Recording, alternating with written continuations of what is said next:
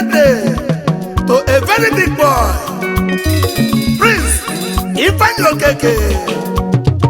Baba na Malaysia, Fabricas Onyenwegwu, Ojega Piotale, may your days belong to 20th of February, Kamulodokumo. 20th of February, Kamulodokumo. 20th of February, Kamulodokumo. 20th of February, Kamulodokumo.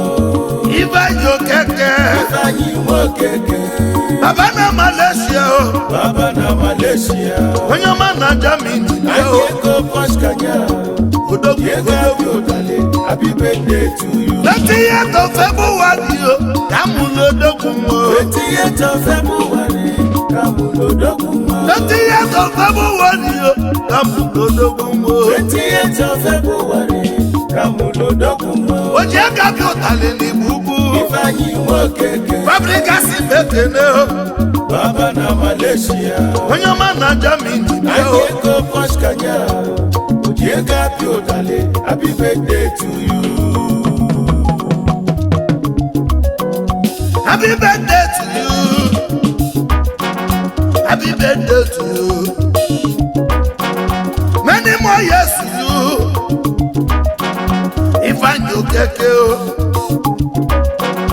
Ifeanyi Fabricas ezigbo onye Igbo Igba na-ekene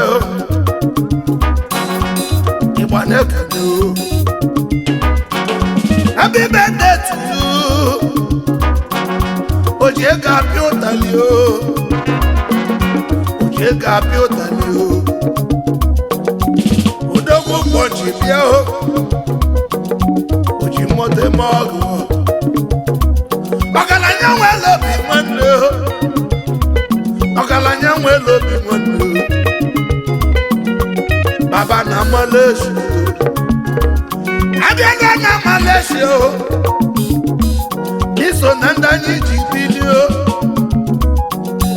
Baba na Malaysia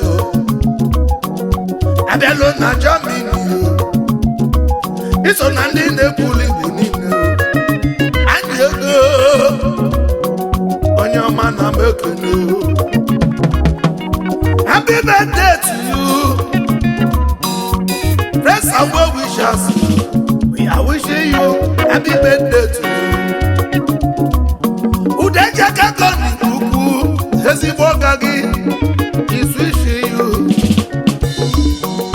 happy birthday to you.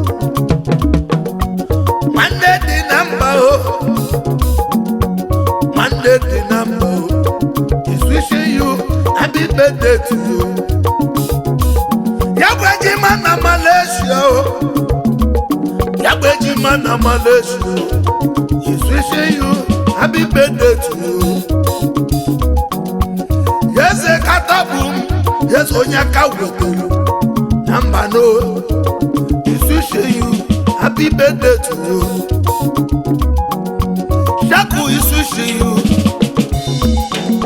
happy birthday to you. Mbembego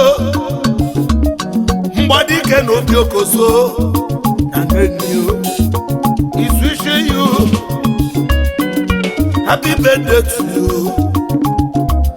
Asinoga delegemo Basinoga delegemo Ogologo ndu walogojo Ogologo ndu walogojo Anyiego